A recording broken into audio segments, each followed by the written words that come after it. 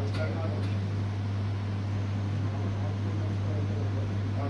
පාර තියෙනවද එතනට? වැගෙනා එතන බෙදීමක් හදනවනේ. ඒ කියන්නේ තාම මේගොල්ලෝ බෙදීමක් හදලා නැහැ නේ.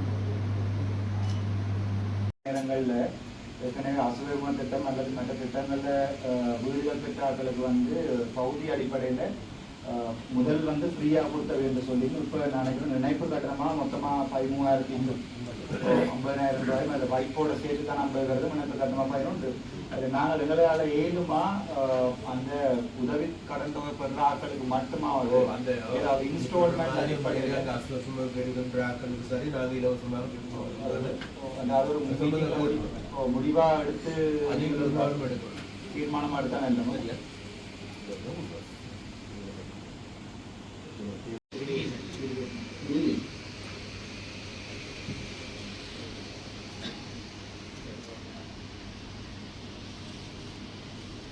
கிட்டத்தட்ட உங்களுக்கு ஞாபகம் இருக்கிற மாதத்தோட அடுத்த வருஷம்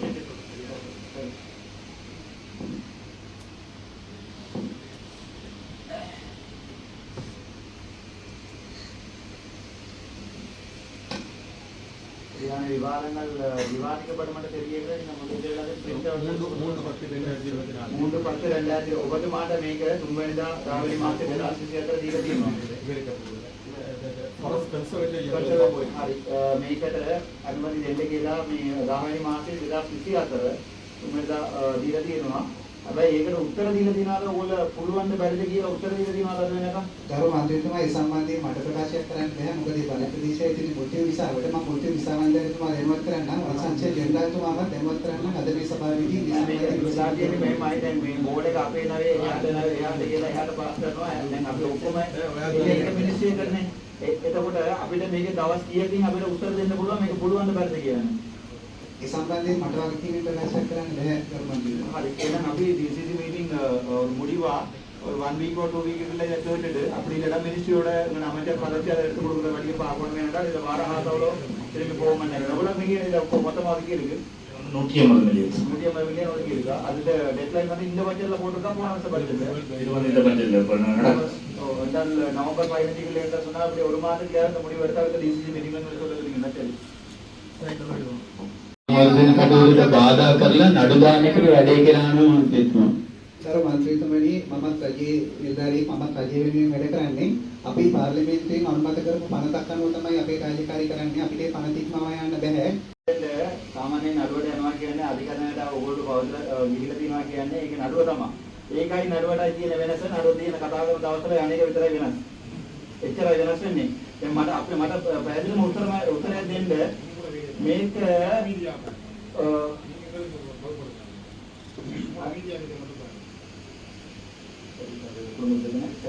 අදින්නදාල් මේක අපිට කියන්න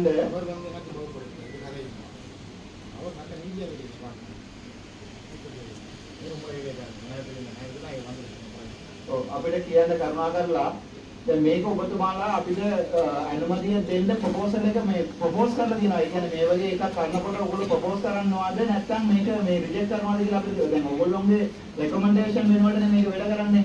එතකොට ඔබතුමාලා තමයි මේ වැඩ කරන රාජකාරී කරන ඔෆිසර්ස්ලා. එතකොට ඔයගොල්ලෝම තමයි මේක ප්‍රොපෝස් කරලා ඉස්සරහට අරන් යන්න ඕනේ. ඔයගොල්ලෝ ගිහිල්ලා නඩුව දාන්න බෑ. ඒක තව මේ රාජකාරිය කරන එක්කෙනෙකුට. ඒ සම්බන්ධයෙන් වංශාංශයෙන් දෙපාර්තමේන්තුවේ විකාරයක් පළ කරලා නැහැ. එතකොට ඒ සම්බන්ධයෙන් තමයි අපි ඉරිගේෂන් ඩිපාර්ට්මන්ට් එක ව්‍යාපෘති ක්‍රියාත්මක කරන ආයතනයේ සහ ඉරිගේෂන් කරුවන්ට දැනුම් දුන්නේ. එතකොට අනවශ්‍යයෙන් තමයි නීති අනුකූල ක්‍රමවේදය අනුගමනය කරන්නේ නැතුව මේ බන්ඩ් එක හදනකොට විශාල දැව ප්‍රමාණයක් ගස් කපලා තියෙනවා. ඒක හරියට කරන අලාභයක්. එතකොට වංශාංශයෙන් ඩිපාර්ට්මන්ට් වැදලා ඉන්නවා. ඒ සම්බන්ධයෙන් වගකීමට සහ රාජකාරී කරන්නේ. ඒ අර ගස් නැති වෙන්නේ රජයේ තව ප්‍රොජෙක්ට් එකක් කරනකොට තමයි නැති වෙන්නේ. දැන් ඔය පෞද්ගලික කවුරු හරි ගිහිල්ලා වැඩ කරලා මේ කස් කපන එක ඔයගොල්ලෝ කිසිදයක් කරන්නේ නැහැ. ඔයගොල්ලෝ කරන්නේ පෞද්ගලික මිනිස්සුන්ට සපෝට් එකක් දෙනවා. தனி கமிட்டியோட அமைச்சு உண்மையாக அமைச்சரை கூட்டுப்பிட்டு அவையிலே பட சொல்லல. அதுக்கான சட்டம் கூட முன்னே காலத்தில் இயற்றப்பட்டிருக்குது. ஆனா தண்ணியை பொறுத்த வரைக்கும் யுத்த காலத்துக்கு பிறகு இடம்பெயர்ந்து போயிட்டு காடுகள் பத்தின வன ஜீவராசிகள் எல்லையில போட்டு உண்மையில போட்டு எல்லாம் போட்டிருக்குது. இது வந்து அவங்களே மணிக்குள்ள சொல்லிக்கொண்டு சண்டை இருக்க விட உண்மையாக இதுக்கண்டு தனியொரு கமிட்டியை கூப்பிட்டு எங்கள் அமைச்சர்களை கூப்பிட்டு இதுக்கான தீர்மானம் ஒன்று எடுக்கணும்.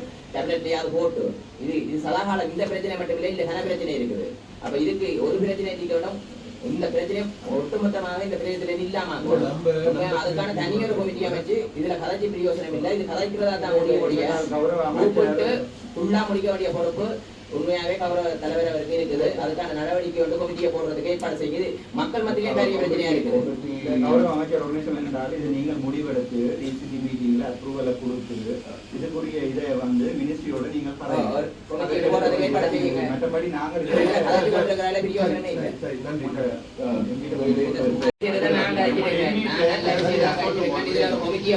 பூரணமாக மக்களுக்கு பெற்றுக் கொடுக்கிறது இல்ல இல்ல இது அதிகாரியோட சண்டை பிடிச்சு சதாகாலம். இது சட்டம் ஒன்று இயற்றப்பட்டிருக்கு 76 ஆண்டுகளாக. அப்ப புதிய ஒரு சட்டம் மூலம் முன்வாங்கணும் மக்களோட கருத்துக்களை கேட்டு அதுக்குதான் நான் கோரிக்கையை போடுறது. நான் உங்களுக்கு சப்போர்ட் பண்றேன். எப்பவுமே நான் உங்களுக்கு நல்ல விடயங்களை தான் சொல்றேன். அதை ஏதோ ஒன்று காண்டி குளர வேண்டாம்னு சொல்லுங்க. எல்லா வடிவம் நடத்தின எல்லா டிசிசி மீட்டிங்கும் நீங்க பாத்தீங்கன்னு சொன்னா நல்ல வடிவா நடத்தி இருக்கிறோம். சம்பந்தப்பட்ட ஆள் வந்து சும்மா தேவையில்லாம கட்டி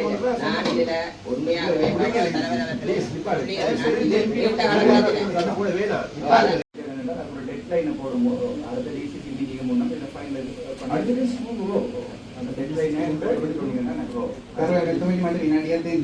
அனுமதி வழங்கப்பட்டுள்ளது சார். மற்ற இந்த பிரச்சனை வந்தோம்னா நானும் டிடியும் நேரடியா போய் நானும் டிபிடி අනුමති දීපයකට ආපහු ගිහිල්ලා ඔයගොල්ලෝ නඩුව පස්සනවා කියන්නේ ඒ අනුමතිය අපි ඇග්‍රී වෙන්නේ නැහැ කියලා කියන නෙමෙන්නේ.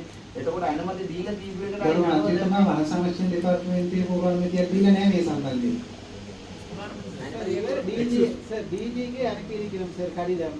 ஆனா டிஜி கீழ ஒரு அவர் ரிப்போர்ட் கேட்கலாம்தாங்க சார். அவரே கேட்கல. இவர் junior officer sir.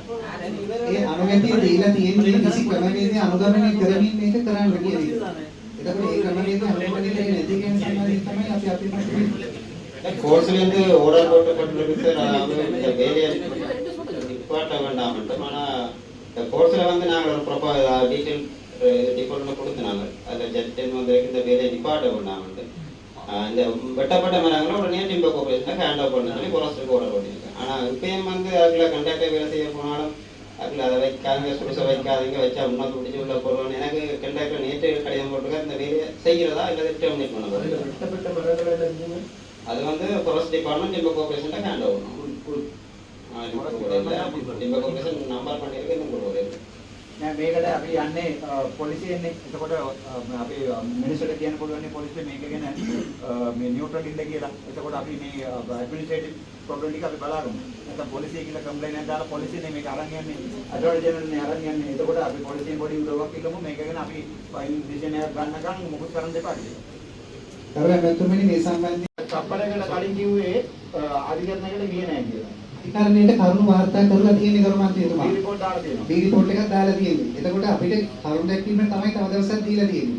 Sorry, I want to know what are the additional requirements they want to fulfill. We don't know the area. அவைக்கு சொல்லி என்னன்னா நினைக்கிறதை நாங்கள போல நேரத்துக்கு ஓல தாண்டி குடிக்குமென்றதையும் பிரச்சனை நானும் பார்க்க போய் கொடுக்கணும். அவைக்கு பார்க்கணும் கொடுக்கணும். அதைத்தான் அவைக்கு கொடுக்க சொல்லியிருக்கணும். ஆனால் அந்த பிரச்சனை இருக்கு வழி அந்த அப்ரூவலில் பிள்ளை என்ன வியாதம் என்னன்னு சொல்லிச்சுன்னா அந்த அப்ரூவல் அப்படி கொடுக்கிறாரு. நான் கேட்டது அந்த குளத்துக்கு அப்ரூவல் சொல்லி இவ அப்ரூவல் தந்த பழைய முதல் இருந்தாங்க. அவ அப்ரூவல் கொடுக்கல அந்த எவ்வளோ தண்ணி குடிக்கும் அந்த விஷயங்களை அப்போ பார்க்கல. இப்படி பார்க்க கேபினெட் லெவலில் உங்களால் தீர்க்க முடியும்னு நினைக்கிறேன். நாங்கள் இதை அடுத்த லெவலுக்கு போகலாம். நீங்கள் அதை தீர்க்கிறது தான் நம்ம விஷயம். மேலிடங்களில் சரி செய்து கொண்டு கீழே ஓடர்ஸ் எடுக்கிறது தான் நல்ல நினைக்கிறேன்.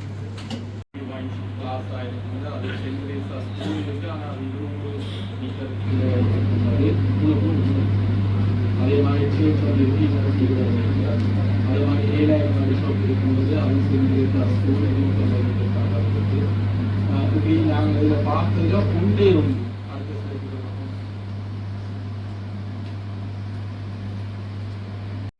காட்டமாக சில விடயங்களை சொல்லி ஆகணும். அரசியலால் கொடுக்கப்பட்ட இந்த வைன் ஷாப் இது சம்பந்தமாக பாராளுமன்றத்தில் கதைக்கப்பட்டு அதை யார் வேண்டி கொடுத்த வேண்ட பேரை சொல்றேன்னு சொன்ன அரசாங்கம் கடைசியா அந்த பேரை சொல்லல. தலைவர் பாரமோனிகள் அதுல எவ்வளவு செறிவா கிளிநொச்சி நகரத்துக்குள்ள இந்த வைன் ஷாப்புகள் போடப்பட்டிருக்கு. ஏன்னா அந்த பார் லிஸ்ட்டை கொடுக்க வேண்டாம்னு சொல்லி கேட்டாங்களும் அதே பிறகு நாங்கள் அரசாங்கத்துக்கு சப்போர்ட் தரோம்னு சொல்லி கேட்டாங்களும் தான் இந்த பிரச்சனை. நாங்கள் இந்த எல்லாத்தையும் கேன்சல் பண்றோம்னு சொல்லி தான் இந்த அரசாங்கம் ஏற்றுக்கொண்டது. ஏன்னா அந்த பார் பெர்மிட்டோட வழியால போடுவோம். நாங்கள் ஏன் எல்லாத்தையும் நாங்கள் கொடுத்துருக்கிறோம், இதை ஏன் கேன்சல் பண்ணல, இதுல எந்த லெவல் அரசியல் இருக்கின்ற ஒரு தலைவர் விளங்கப்படுத்திருந்தாங்க. ஏன்னா நீங்க பாத்தீங்கன்னா தெரியும் எவ்வளவு செறிவா கிளிநொச்சி நகரத்துக்குள்ளே இருக்கு. அடுத்தது உங்களுக்கு முக்கியமா தெரியும் கிளிநொச்சி நகரம்ன்றது எங்களோட இலங்கையிலேயே ஜிடிபி குறைஞ்ச நகரம்ன்றது, கிராஸ் டொமெஸ்டிக் ப்ராடக்ட்ன்றது குறைஞ்ச நகரம் கிளிநொச்சி. ஆனா அங்க குடியாரம் கூட. அதோட எங்கட அமைச்சர் கூட சொல்லியிருக்கிறீர்கள் மத்திய மாகாணத்துல இருக்க குடியாரை விட யாழ்ப்பாணத்தில் இருக்கிற குடியாரம் இப்ப கூடி போயிட்டு. அப்படியும் சொல்லிக்கொண்டே குளத்தை கொடுத்துருக்கீங்க. எப்ப இந்த வாக் லிஸ்ட் வெளியால வரும் உங்களுக்கு யார் கொடுத்தன்றது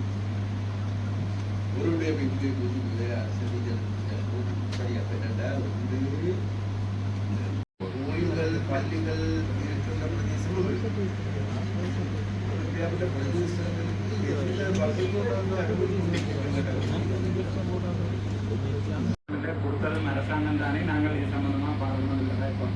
இல்ல இதுல வந்து ஒரு கிலோமீட்டர் சுட்டி காட்டிருக்கீங்க அந்த அதான் அவர் சொல்றாரு ஹாஸ்பிட்டல்ன்றது தங்களுக்கு இல்லையா, ஹாஸ்பிட்டல பார்க்கல, ஹாஸ்பிட்டல் சட்டத்துல அப்படி இருக்கும், சட்டப்படி இருக்குன்னு சொல்றாரு. நினைக்கிறேன் இந்த பிரச்சனை முடியாது.